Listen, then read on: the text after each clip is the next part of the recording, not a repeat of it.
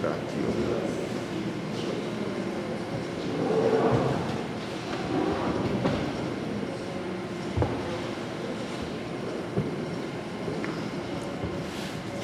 Bom, boa noite mais uma vez.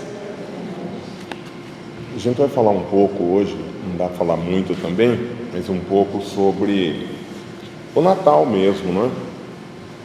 E aqui eu peguei no livro de Divaldo Franco um texto de Joana de Ângelis que diz Elegia do Natal. Elegia, na verdade, é um texto poético, né? Que normalmente o teor é melancólico, mas triste, alguma coisa por aí. Mas vamos lá então. Antes dele eram sombras de ignorância, de astúcia e perversidade. O ser humano encontrava-se reduzido à condição de ilota. Esse ilota aqui, ele diz que em Esparta era a situação de escravo, mas não é bem essa conotação que ele quer dizer aqui. Ele quer dizer que o pessoal se encontrava em plena ignorância, né? Ignorância, estorcendo-se em sofrimentos inimagináveis. O predomínio da força trabalhava em favor da hediondez e do crime, enquanto os valores éticos permaneciam desconhecidos e, quando identificados, alguns eram totalmente desrespeitados. Então, o ser humano, na verdade, a gente vê até pela história do direito, né?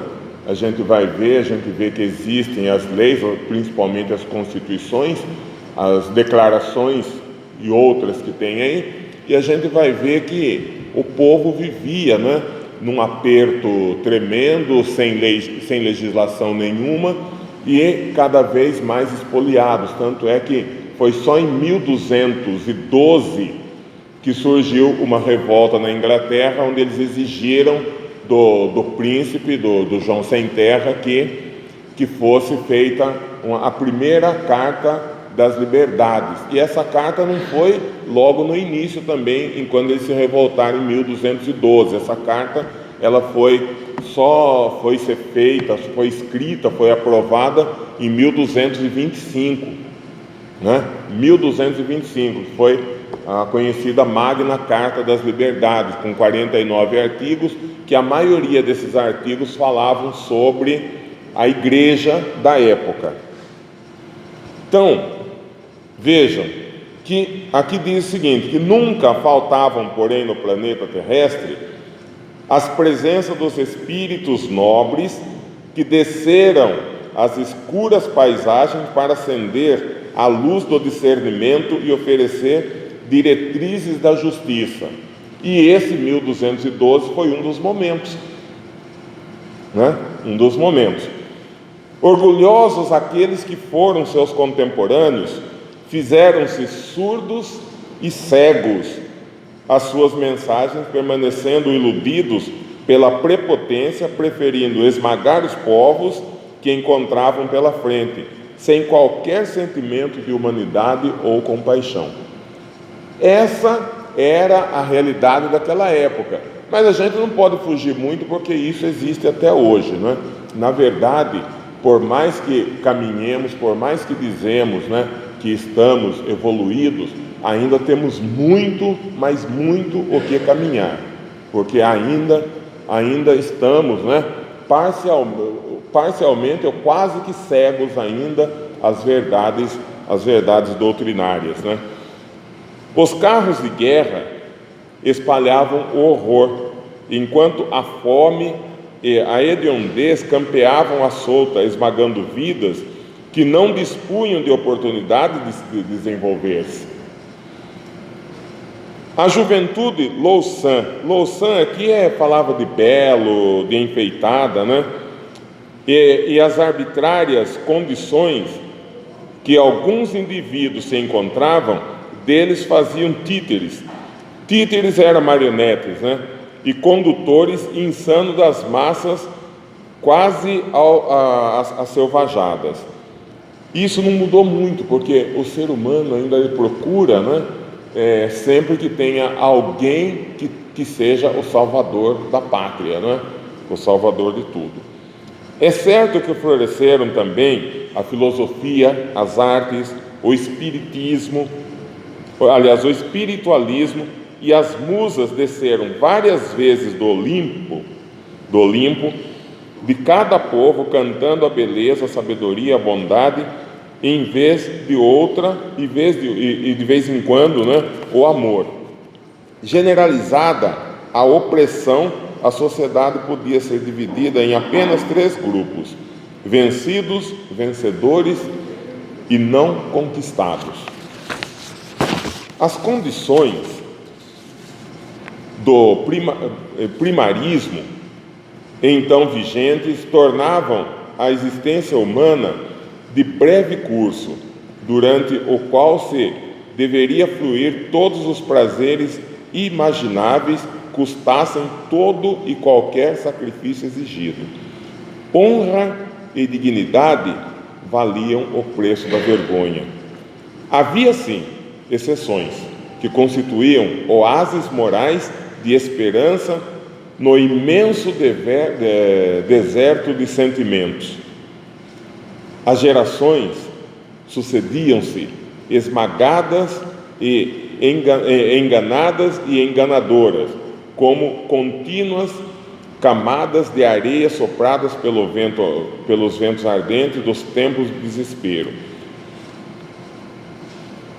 Foi nesse cenário de moral torpe, embora a magia encantadora da natureza, que Jesus nasceu. A sua chegada à Terra, precedida de cânticos sinfônicos dos seres angélicos e dos mensageiros da paz, criou uma psicosfera até então desconhecida, iniciando-se um período especial para a sociedade. Espontâneo como as aragens perfumadas do amanhecer, ele chegou suavemente e se instalou nos corações. Nobre como uma labareda crepitante, ele deu início ao incêndio que faria arder as construções do mal. Gentil como o sorriso das flores, derramou claridades diamantinas, vencendo a escuridão vigente. Bom como um favo de mel, adoçou as vidas que defrontou pelos caminhos e que passaram a cultivar a bondade e o amor em sua memória. E nós estamos aqui até hoje fazendo isso, Pelo menos tentando. Terno como a esperança, enriqueceu a alegria de todos aqueles que se lhe acercavam. O seu Natal é um poema de alegria, que vem dos céus na direção da terra atormentada, tornando-se um hino de perene beleza, que se sobrepõe à algazarra da zombaria e à balbúrdia do sofrimento. Ninguém que jamais se lhe equipare na forma como veio e na maneira como permaneceu no meio da aturdida e perturbada multidão. A música dos seres celestes, na sua noite, assinalou com insuperável sonoridade o planeta. É verdade que depois dele ainda permaneceram idênticas paisagens morais no mundo. A diferença, porém, consiste no conhecimento que ele propiciou para todos aqueles que desejem vida, tenham-na em abundância. Alargou as fronteiras da vida para além da morte e fez ponte para vencer o aparente abismo existente, facultando a conquista da plenitude. O Natal de Jesus é, desse modo, o momento culminante de esponsais núpcias, do ser humano com a consciência cósmica. A partir dessa ocasião sublime, a criatura humana passou a dispor de equipamentos e recursos específicos para a aquisição da felicidade em qualquer situação em que se encontre.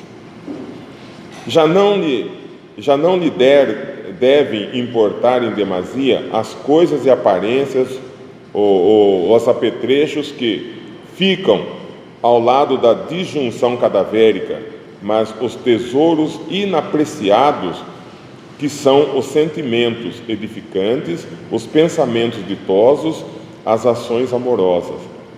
Nesse Natal, canta uma elegia de amor a Jesus, celebrando-lhe o aniversário com a tua transformação moral para melhor, mantendo a tua aliança com Ele, elevando-o em forma de bondade e de misericórdia a todos aqueles que cambaleiam nas sombras da dor, da revolta e do esquecimento social.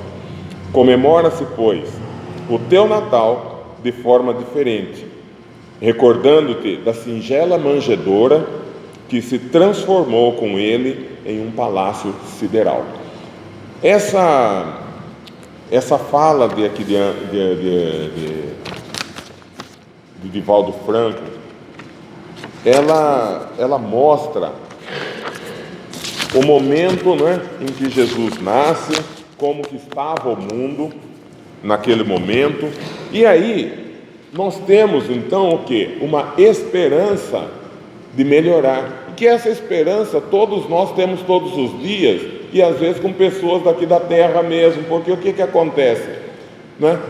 Não vamos entrar nesse foco, mas a cada 2 anos estamos escolhendo alguém para melhorar a situação geral, né?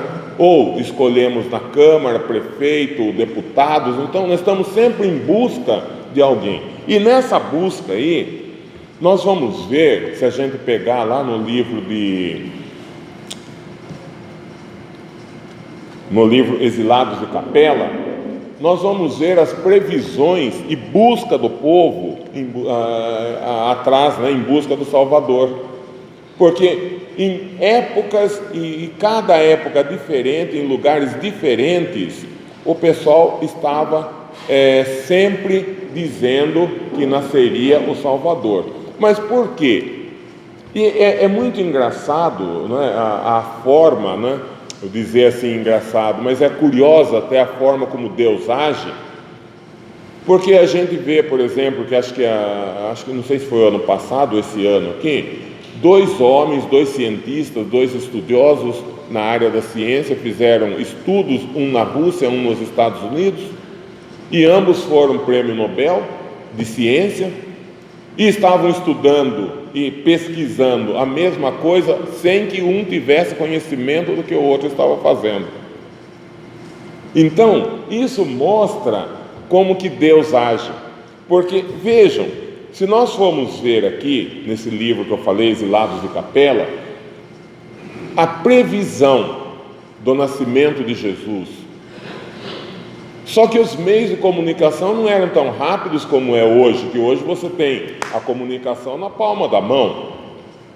Mas vários lugares estavam fazendo a previsão do Salvador. Por 2 razões. Uma é a razão de que Deus, né, faz com que os seus enviados vão para determinados lugares e façam a intuição das pessoas. E outra é a da necessidade que o povo tem de que apareça alguém para ser melhor para fazer o melhor por eles, para ser o Salvador. 500 anos, né, antes do drama do Calvário, lá no templo de Confúcio, já se falava do nascimento do Salvador. E aí vem outros países, vários países vêm dizendo a mesma coisa. Na Índia tem toda uma literatura que fala, prevê, na Pérsia, no Egito, na Caldeia, vários lugares do mundo vêm dizendo do nascimento do Salvador, inclusive falando que para acompanhar a estrela. Acompanhar a estrela que era onde o Salvador estaria nascendo. E teve um lugar, um imperador, veja a dificuldade de comunicação, que foi previsto o nascimento e o lugar do nascimento, e ele mandou emissário para louvar o Salvador. E ele chegou 70 anos depois do suplício do Calvário. Mas então, essas coisas que vão acontecendo, e aconteceu com Jesus também, é justamente isso. É o plano que Deus tem para com todos nós, seus filhos. Porque o que Deus diz lá? O que diz na Bíblia, um dos lugares lá? Que não se perderá nenhuma das ovelhas. Então, o que quer dizer isso? Jesus disse isso. Não, nenhuma das ovelhas serão perdidas. Por quê? Todos nós, por piores que sejamos ainda, sejamos, Deus tem complacência para conosco. E Deus nos acolhe. Ele não quer perder nenhum de seus filhos. E é justamente por isso que nós estamos sempre repetindo aqui, né?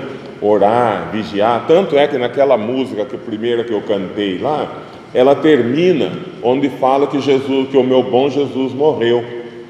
Há exemplo de uma música que fala aí também, que o padre Zezinho canta sobre Jesus, e ele fala que os bispos o chamaram um dia, o padre não sei quem lá chamou e falou para ele: você matou Jesus, porque a música terminava no exato momento em que Jesus foi crucificado, terminou a música.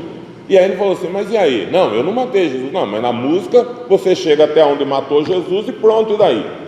Aí ele pegou e escreveu mais uma estrofe falando da ressuscitação de Jesus.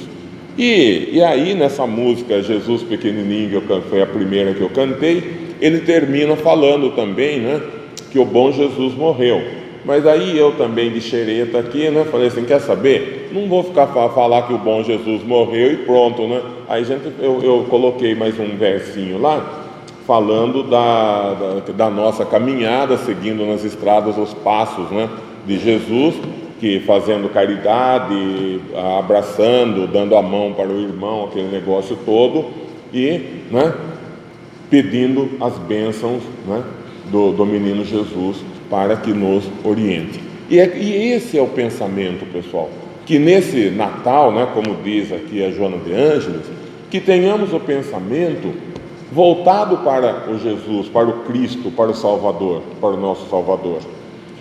Lógico que a gente sabe que existe uma parte comercial, existe uma parte de festas e por aí, isso daí não vai parar, né? Até porque isso aí vem de nós mesmos, né? Nós somos ao mesmo tempo, né, um pouco religiosos, um pouco profanos, e vamos indo por aí. Mas vamos pensar, né? Vamos pedir que a gente, todas as vezes que a gente vem, a gente fala, vamos pedir para Deus nos iluminar, pedir para que Jesus, né, que essa luz, que essa estrela que guiou Jesus, que também nos guie, para que sejamos melhores seres humanos, encarnados e desencarnados. E assim, que possamos, né, como diz o Roupa Nova, numa das músicas, né, que fala que quem é criança vai olhar para o céu e esperar a presença do velho Noel, né?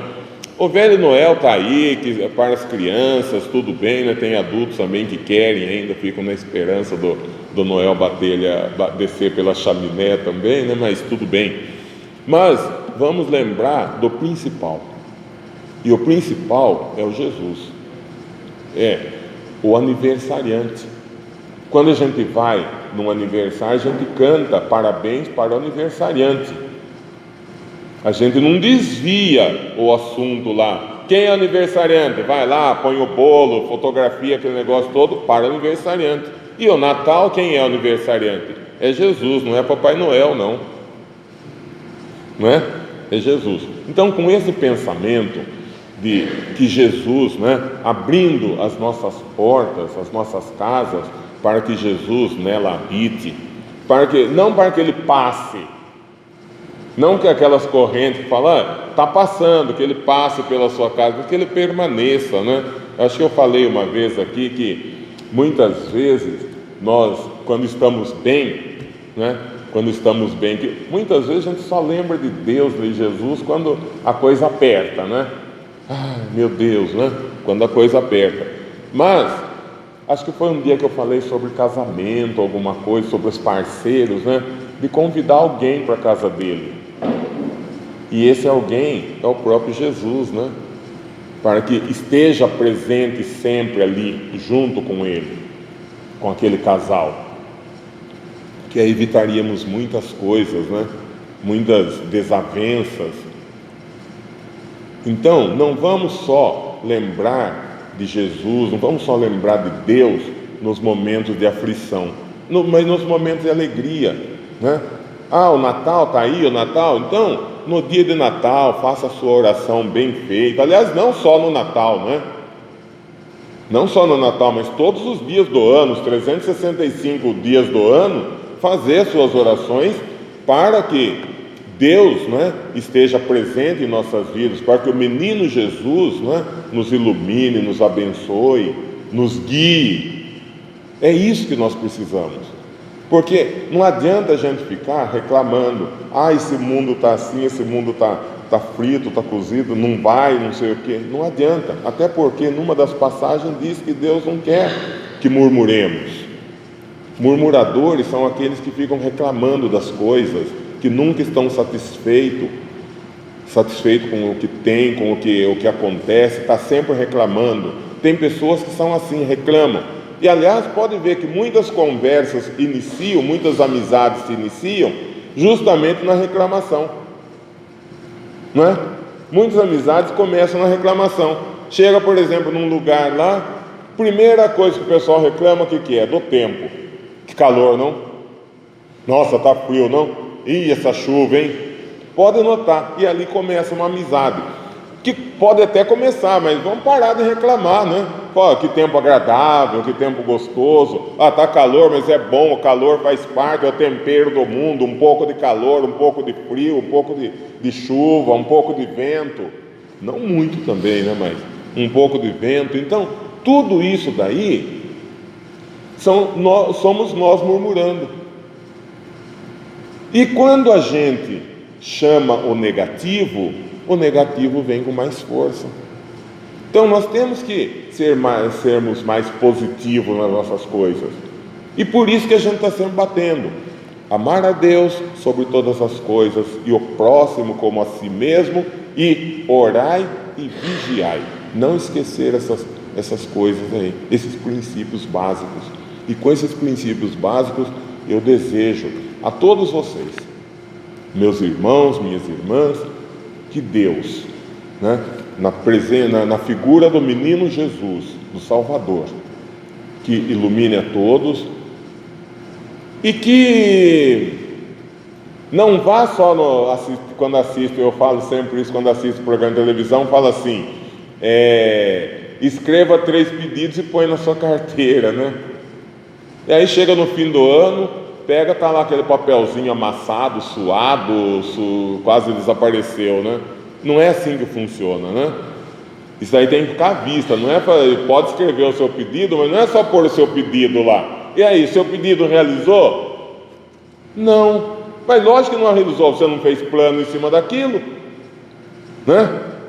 É um plano, é um planejamento. E um dos planejamentos que mais pega nas pessoas aí, principalmente depois das festas, preciso emagrecer. E aí, você determinou quando que você vai começar as suas ações, como que é? É um programinha. Tem lá o seu objetivo, emagrecer X, quantos quilos? Tem que determinar, X quilos. Em quanto tempo? E o que você vai fazer para isso?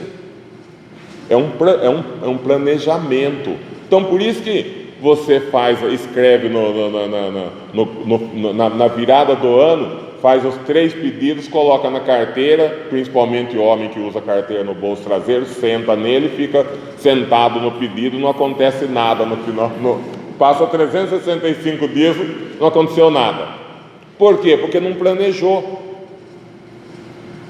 Certo? Então, para que esse ano que vai entrar, que esses 365 dias, 6 horas e alguns minutos ou alguns segundos, não é?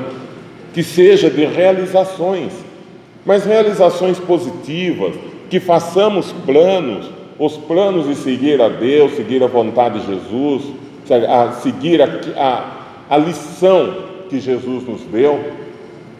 Jesus deu uma receita, e é só seguir essa receita, mas nós temos uma dificuldade em seguir essa receita, né? Temos uma dificuldade, mas vamos tentar fazer um plano, né? De seguir toda a nossa vida, todas as coisas têm que ser planejadas.